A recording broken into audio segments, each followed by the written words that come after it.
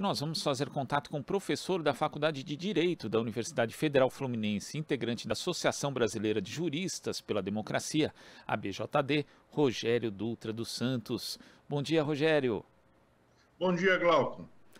Rogério, a Direção-Geral da Polícia Rodoviária Federal, a PRF, criou uma comissão interventora na Superintendência Regional da Corporação no Sergipe para investigar a morte de Genivaldo de Jesus Santos. Os interventores são 5 agentes do órgão de Brasília, o superintendente da PRF no Ceará, Gilson Oliveira. O grupo é presidido pelo diretor executivo em exercício da PRF, Daniel Souto. E uma outra comissão, com servidores de outros estados, deve acompanhar o processo administrativo disciplinar que os 3 policiais envolvidos no caso respondem internamente. Para você, Rogério, são medidas suficientes para apurar esse caso?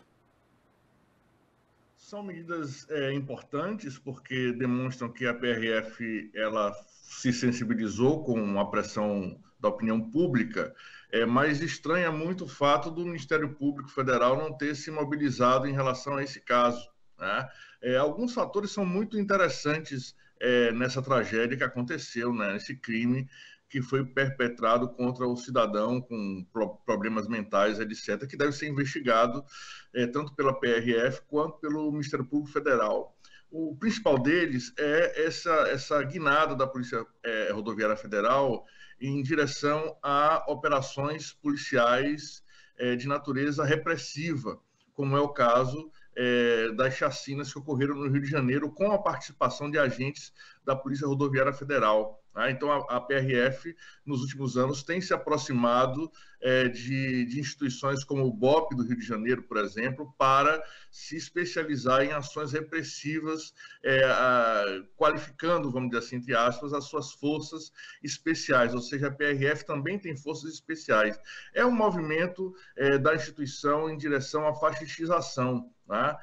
Como acabou de falar aqui a professora e vereadora Liana Cirne Lins, né? A PRF, como a maioria das polícias no Brasil, diria praticamente todas, elas têm um problema estrutural, que é a falta de qualificação dos seus agentes para lidar com situações emergenciais como essa, né? Você veja, a PRF sequer tem um protocolo para lidar com pessoas com portadoras de deficiência mental, por exemplo, e essa falta de protocolo demonstra, vamos dizer assim, que essas instituições, de alguma forma, têm fragilizado a segurança dos seus próprios agentes, não é?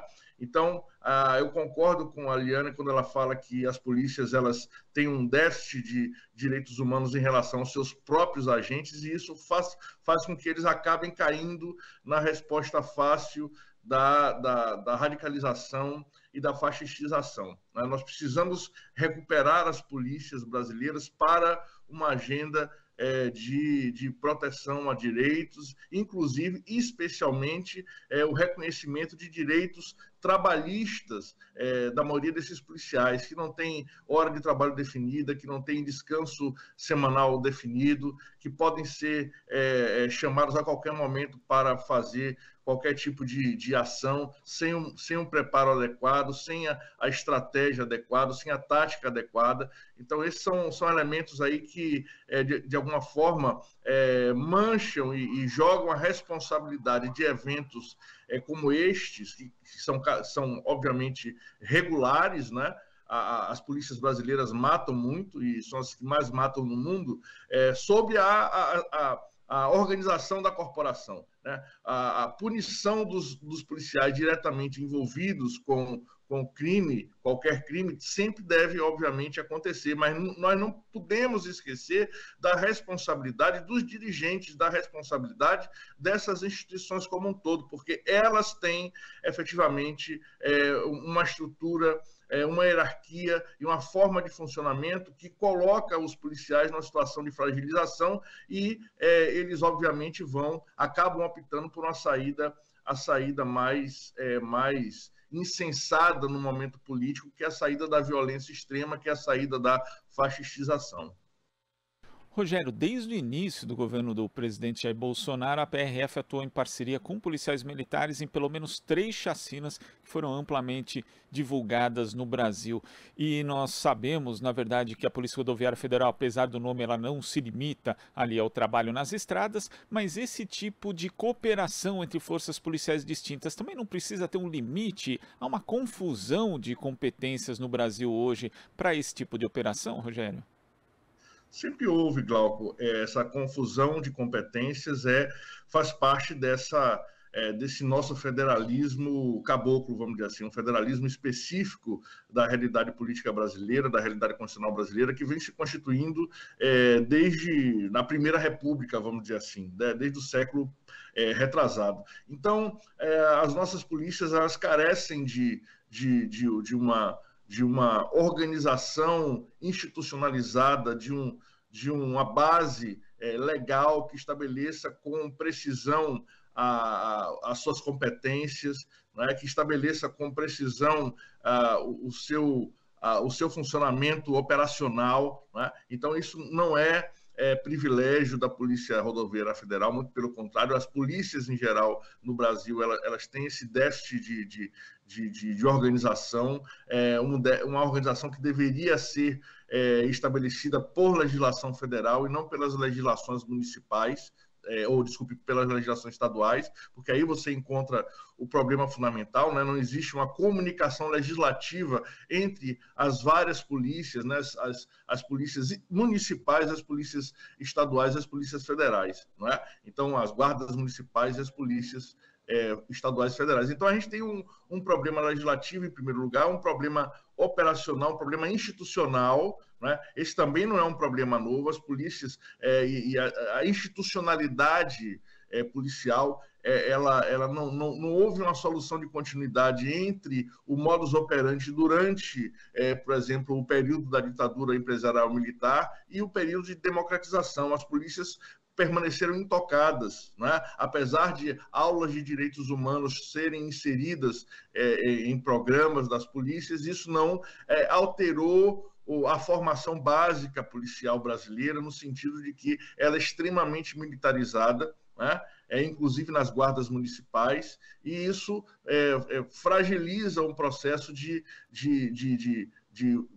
uma polícia formada para a cidadania, seja para a cidadania no sentido de atender o público em geral, seja no sentido de respeitar direitos dos próprios policiais, né? Então, a gente precisa hoje pensar realmente numa reforma das polícias. Essas interações entre polícias, elas se dão ao sabor do momento político, né? Então, no momento que nós temos um governo de perfil claramente fascista, as polícias optam por uma interação no sentido de radicalizar operações especiais, ou seja, radicalizar o arbítrio, radicalizar a violência, né? Então, esses grupos especiais, eles nada mais são hoje no Brasil do que esquadrões da morte institucionalizados, né? Porque uma polícia técnica, uma polícia qualificada, uma polícia que age tática e estrategicamente dentro de um determinado padrão, não funciona matando tantas pessoas como as polícias estão matando no país, né? As melhores polícias do mundo, elas passam o ano inteiro sem matar ninguém, né? Elas passam muito tempo sem matar pessoas. Aqui no Brasil, as polícias, inclusive agora a Polícia Rodoviária Federal, têm matado os cidadãos brasileiros de forma sistemática, né? Então, isso não pode ser considerado, vamos assim, uma resultante de uma perícia, de uma operação bem sucedida, como inclusive os comandantes dessas polícias têm se manifestado nesse sentido. Muito pelo contrário, operações que terminam em morte de cidadãos brasileiros demonstram cabalmente a incompetência técnica dessas polícias, né? E isso precisa ficar registrado. Então, essas operações em conjunto, essas interações, elas estão, obviamente, multiplicando essa imperícia, essa incapacidade técnica e tática das polícias num rol nunca antes visto, né? Visto que, pela primeira vez, a gente tem aí a Polícia Rodoviária Federal, que sempre foi considerada uma polícia mais qualificada, menos violenta, envolvida em operações de alta letalidade. Isso realmente tem que ser lamentado e a gente tem que apontar para uma reforma dessas polícias, necessariamente que passe por uma reforma legislativa. Rogério, na primeira resposta você falou a respeito da atuação do Ministério Público Federal nesse caso específico, mas de uma forma geral a gente observa o Ministério Público sendo bastante omisso, para falar o português claro, em relação à violência policial também, em casos relativos a outras forças, principalmente as dos estados, né? E nós vemos integrantes do MP sendo bastante ativos, por exemplo, às vezes para pedir condenação de pessoas que praticaram furto famélico, aquele furto ali que não é praticado com violência, que é para a pessoa comer. Já tivemos, inclusive, o Ministério Público recorrendo de pessoas que tinham sido absolvidas por esse tipo de delito, né, por furtar lixão, mas quando se trata de policial não existe essa mesma vontade punitiva, digamos assim. É necessário discutir esse papel do Ministério Público como fiscalizador da ação policial, já que essa é uma das funções institucionais e constitucionais do órgão, Rogério? Certamente, Glauco, o Ministério Público tem se mostrado nesses anos aí de abertura democrática como uma instituição que corrobora o mesmo modo de funcionamento das polícias, no sentido de funcionar legitimando a violência contra a população marginalizada, né? Contra a população negra, contra a população favelada. Então, esse feijão com arroz da justiça criminal, do sistema repressivo brasileiro, é corroborado, estimulado, inclusive, pelo funcionamento do Ministério Público, no sentido de fechar os olhos para a violência de Estado, né? Então, o Ministério Público, que deveria funcionar como órgão voltado para coibir, investigar e punir violência de Estado, né, ou violência das forças policiais contra cidadãos brasileiros, o Ministério Público está ali quase que no papel de proteger as polícias, proteger agentes criminosos contra a investigação, contra a eventual punição por excessos, por crimes, por violência contra a população. Então, o Ministério Público ele não está cumprindo o seu papel constitucional, ele não está funcionando como um protetor da lei no Brasil, nos casos relativos à questão criminal, né? Então, é preciso discutir o papel do Ministério Público, rediscutir o papel do Ministério Público, porque esses privilégios constitucionais que o Ministério Público recebe com a Constituição de 1988 não redundaram na qualificação do trabalho de proteção à cidadania, né? Especialmente, e eu estou me referindo exclusivamente aqui no caso das questões relativas à violência de Estado, à violência policial, a questões de natureza criminal, né? O Ministério Público, nessa área, realmente tem funcionado como agente reprodutor e multiplicador da violência. Agora, Rogério, após esse crime, diversos vídeos de cursos, inclusive de uma empresa, passaram a circular na internet, mostrando ali incitação à tortura de pessoas detidas, né? Inclusive isso repercutiu bastante. Uma das técnicas, entre aspas, ensinadas foi a mesma aplicada no Genivaldo, ou seja, uma técnica de tortura. E nesse caso ocorreu uma morte, mas nós sabemos, Rogério, que todos os dias no Brasil pessoas são torturadas, seja pelas forças policiais, por outro tipo de autoridade dentro do sistema prisional, e não existe, inclusive, mecanismos de prevenção de tortura em diversos estados. O Brasil é um país que naturalizou a tortura, Rogério. Como a gente faz para sair desse estado de coisas que é algo que deveria ser aberrante, que é a prática da tortura, não sensibilizar mais as pessoas? Olha, Glauco, o Brasil ele é um país que historicamente corrobora, né, a tortura. Então, as polícias dos países, geralmente, elas espelham um determinado modo de compreensão da vida social da sua própria população.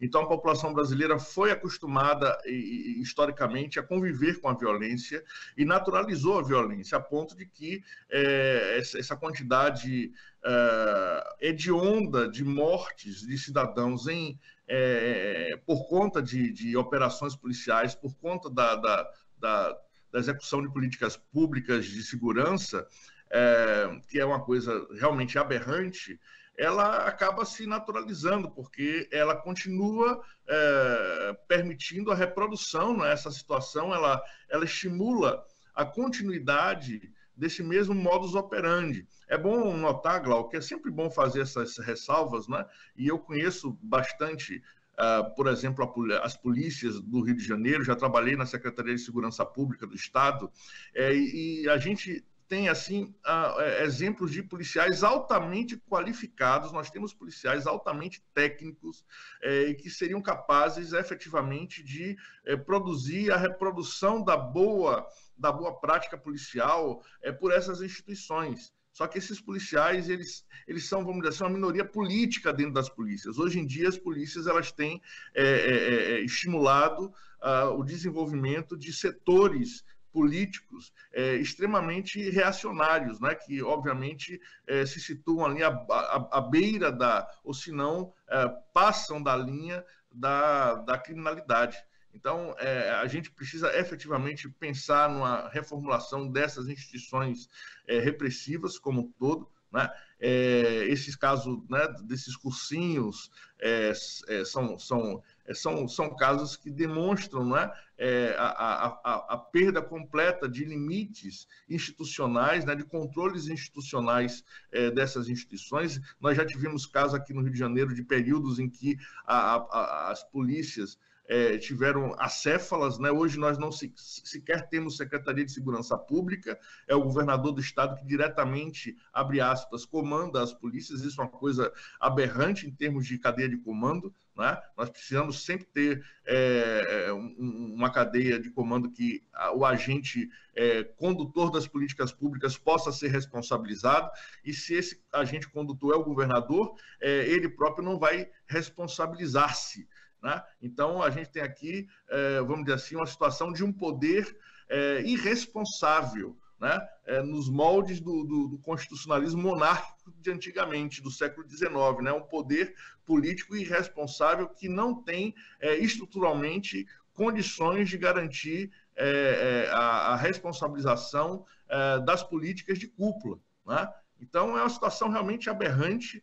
E essa situação, de alguma forma, espelha de forma radicalizada o que acontece nas polícias de outros estados e nas polícias federais. Eu acho muito interessante, Glauco, se você me permite, essa migração, assim, da importância estratégica que o governo Bolsonaro passou a estabelecer em relação à Polícia Rodoviária Federal, né? Enquanto a Polícia Federal, de alguma forma, resiste, existem setores importantes da Polícia Federal que resistem às investidas no sentido do aparelhamento político feitas pelo governo federal, né? A Polícia Rodoviária Federal me parece muito mais fragilizada nesse processo, né? A Polícia Rodoviária Federal, me parece que, de alguma forma, foi colonizada pelos interesses políticos e pelo